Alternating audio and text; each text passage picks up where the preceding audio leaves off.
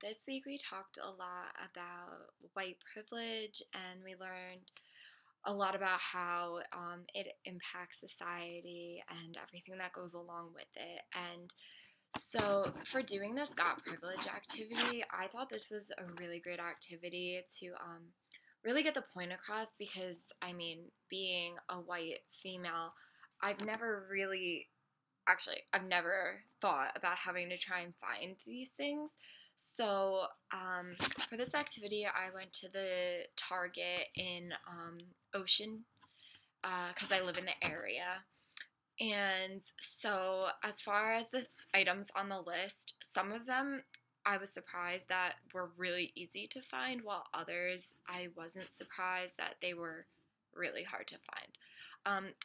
For bandages, there was an entire aisle dedicated to first aid, to band aids, to all of those things, but not a single one of them had bandages that were dark enough to be considered skin tone for someone that is not white. For stockings and pantyhose, there was a whole aisle, and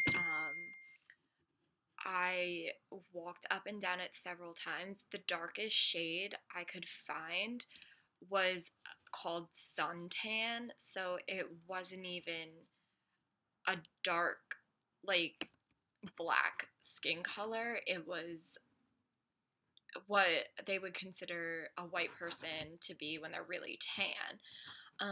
Blemish and cover up, I was honestly really surprised that I had as much trouble as I did trying to find these things because it never occurred to me that they might not make it for other people's skin tones. I know I have to buy like one of the palest skin tones, so I've never looked on the opposite end of the spectrum.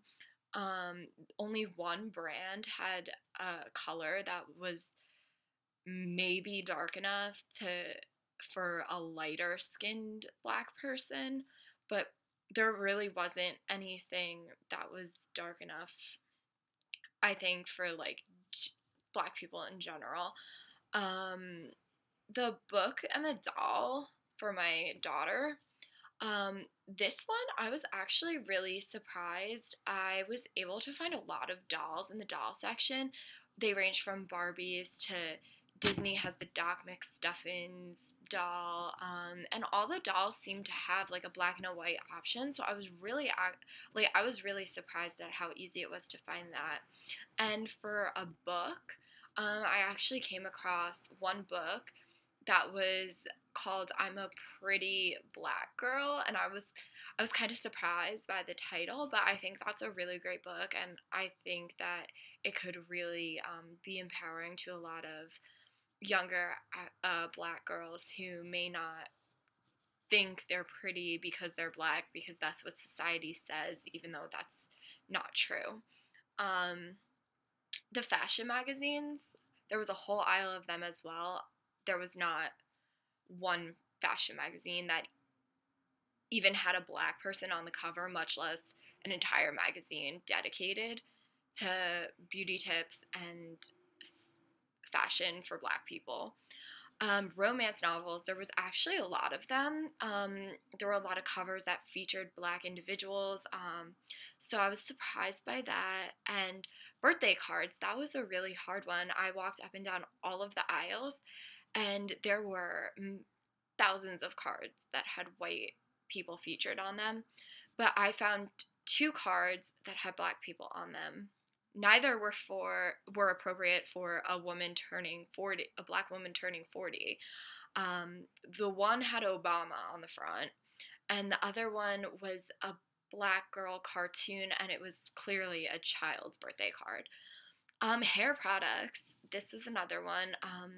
Target has a huge health and beauty aid section.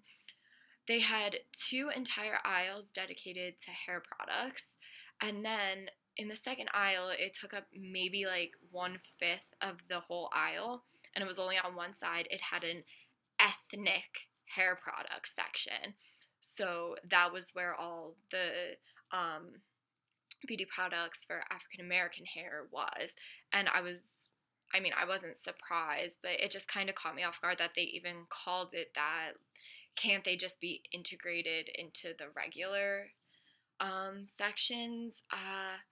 And for finding a hairdresser, this one was hard. I actually asked Alex early in the program. I actually texted her and I asked her, because she lives down the street from me. I was like, "Is there anywhere around here that you would go to get your hair done?"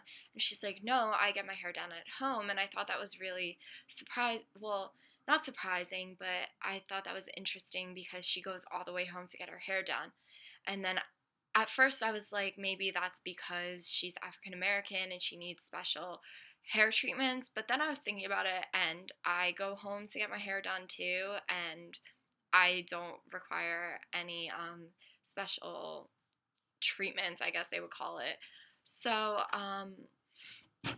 this project really opened my eyes, and I definitely have a greater understanding of white privilege. I used to kind of think like, oh, like, yeah, there are some advantages, but seeing how society is actually structured to help white people, it's actually really crazy.